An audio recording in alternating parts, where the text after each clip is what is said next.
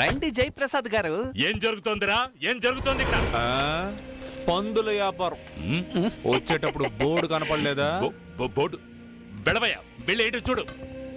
Sir detective agency అని రాసుంది sir. Detective agency అంటే? ఊర్లో ఉన్న ఫ్రాడ్ నా కొడుకుల హిస్టరీ, జాగ్రఫీ, సైన్స్ అన్ని నా ఫింగర్ టిప్స్ లో ఉన్నాయి. ఇప్పుడు నిన్నే తీసుకో. నీకు మొత్తం ఎన్నిళ్ళు ఉన్నాయి, అందులో చిన్నిళ్ళు ఎన్ని, పెద్దిళ్ళు ఎన్ని, చిరాస్తులు ఎన్ని, స్థిరాస్తులు ఎన్ని, ఏ బ్యాంకులో ఎంత డబ్బు ఉంది, అందులో బ్లాక్ ఎంత, వైట్ ఎంత అని దీన్ని నొక్కితే స్క్రీన్ లో వచ్చేస్తాయి. దీన్ని మళ్ళీ నొక్కితే విజిలెన్స్కి వెళ్ళిపోతాయి. తర్వాత వాళ్ళు వచ్చి నీ ఇంటి తలుపు తడతారు. నొక్కనా? ఎవరయ్యా ప్రొపరైటర్? నేనే జయప్రసాద్. సార్ పర్వాలేదే సార్, నీలో ఇంకా మర్యాద ఉందే? ఉంది సార్, ఉంది. నా కళ్ళు పొడిచి కబోదిని చేసి వదిలేశారు. వాచ్మెన్ పనికి కూడా వెళ్ళలేకపోతున్నాను. దేవాలయం ముందు బిచ్చమెత్తితే అది అంత బాగోదని ఈ పిల్లల్ని పెట్టి డిటెక్టివ్ ఏజెన్సీ ప్రారంభించాను. ఇక్కడికి వచ్చేందుకురా ఎగురుతావు? నా పోస్టుకొచ్చావు, బాగా సంపాదించావు, ప్రశాంతంగా నిద్ర పడుతోందా? పో.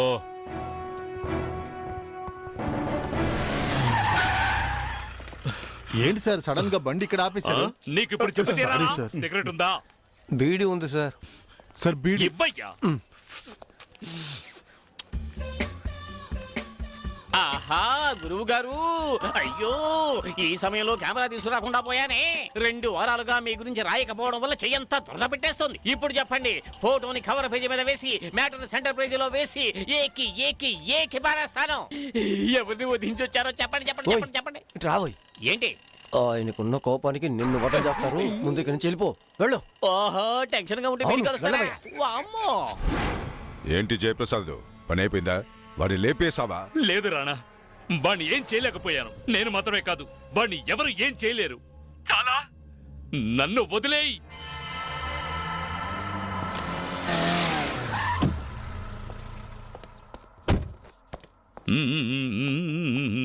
బంగారం, ఏంటి జాను ఫోన్ చేసినా తీయలేదు? రింగు పోతూనే ఉంది.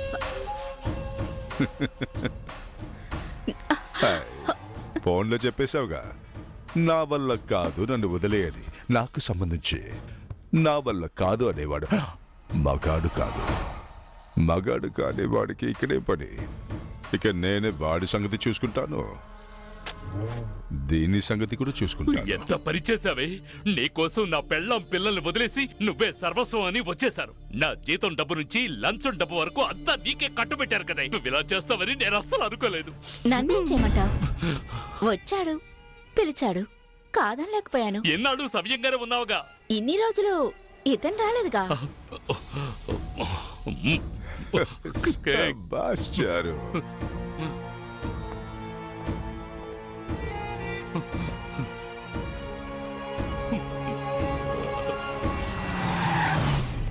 ఏంటి ఏం జరుగుతుంది ఇక్కడ? ఎరా, నువ్వైనా ఫోన్ చేసి ఉండొచ్చు కదా. ఫోన్ ఇప్పుడు చేశానుగా. ఏంట్రానా మొహం మీద ఏమిటవి? అమ్మవారు వచ్చిందా? ఏయ్, అమ్మవారు కదరా, వాడు చేసింది. వాడి సంగతి నేను తెలుస్తాను రానా. దించుతాను, ఊరు నుంచి 200 మంది దించుతాను. వాడికి నేను పెడతాను స్పాట్.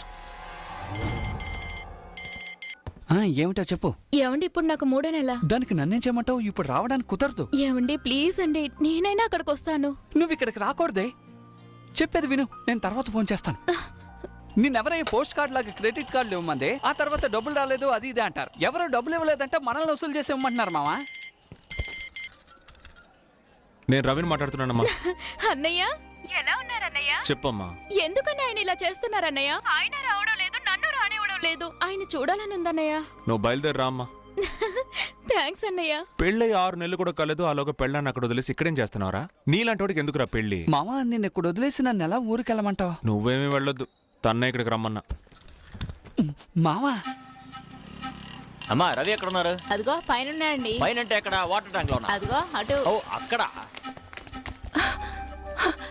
రవి, నేను ఎక్కడ వెతకను? ఫోన్ లేదు, మెసేజ్ లేదు. ఏంటిలా మారిపోయావు? ఏంటిదంతా? ఎవరు? ఎవరా? సుశీ రవి, నీ సుశీల. పాత సినిమాలో పాటలవి పాడుతూ ఉంటారే, ఆ సుశీల్ అనుకుంటాను. మీ ఇన్షియల్ పియా? సుశీ ఉండు, నేను హ్యాండిల్ చేస్తాను. ఒకడు లవ్వర్నైనా మర్చిపోవచ్చు, కానీ ప్రాణానికి ప్రాణంగా ఉన్న ఫ్రెండ్ని మర్చిపోడు. ప్రపంచంలో ఏ మూలనా కనిపెట్టగలడు. అదేరా ఫ్రెండ్షిప్ అంటే. తన్నొదిలే. నన్ను గుర్తుపట్టలేదా? రవి, నేను నీ ఫ్రెండ్ విద్యాపతిని రా. గుర్తుపట్టావా? విద్యాపతి. విద్యాపతి అంటే నువ్వని అర్థమైంది. ఈ రవి రవి అంటున్నావే, వాడెవరు?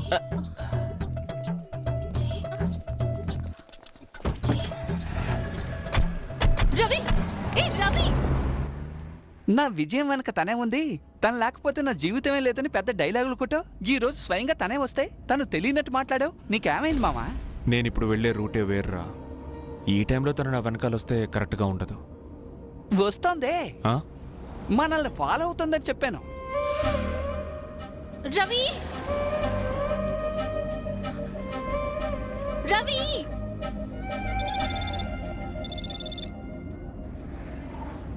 హలో, నేను తండ్రిని మాట్లాడుతున్నాను. నేనెవరో నీకు తెలియదులే. రవి రవి అని అరుస్తూ నీ వెనకాల అమ్మాయి వచ్చిందే, తను ఇప్పుడు వస్తుందేమో చూడు. ఏంటి మావా, సుశీల్ ఏమైంది? తను నీకు రాదులే. తను నీకు ప్రాణాలతో దక్కాలంటే నువ్వు ఒంటరిగా రావాలి. ఒంటరిగా. రే బండాప్రా. మామ ఎందుకు ఆపమన్నావు? చిన్న పని ఉంది, ఫినిష్ చేసుకొని వస్తా. రే మామా,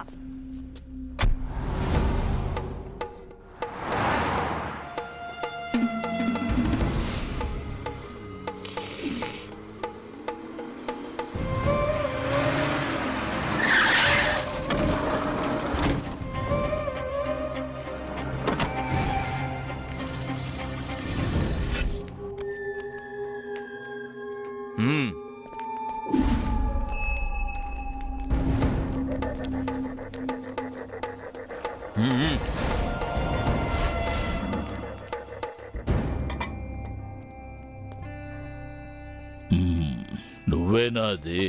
రా రా రా, వచ్చేలా కూర్చో. ఏంటి అలా చూస్తున్నావు? స్కాచ్ కాదు, సొంతంగా కాసిన నాటు సారా. అంటిస్తే భగ్గున మండుతుంది, తాగితే కడుపులో భగభగా మండాలి. తాగుతావా? దేనికో రమ్మన్నావే, ఎందుకు రమ్మన్నావు? రవి, రవి,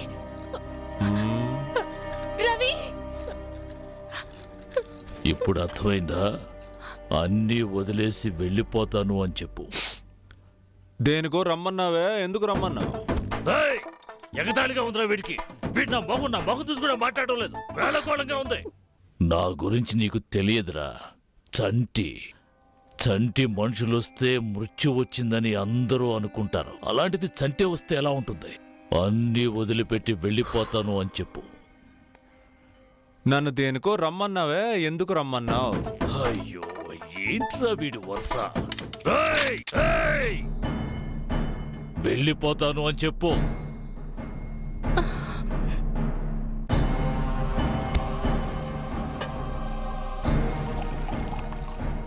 తాగు. నీ జీవితంలో ఇదే ఆఖరి గ్లాసు.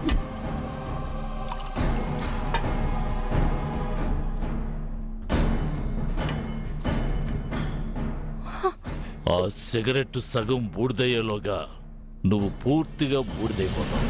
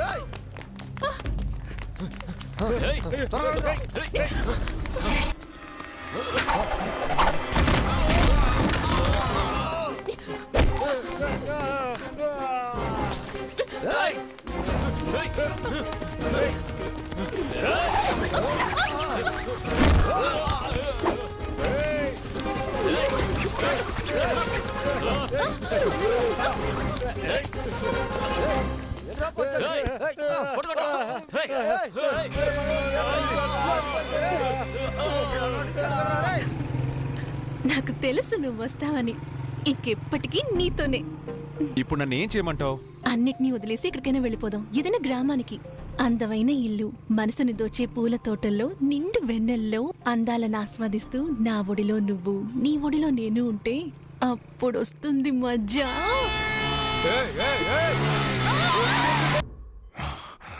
ఏదో పెద్దగా పీకేస్తానని వెళ్ళావు, మాడి మసైపోయి వచ్చావు.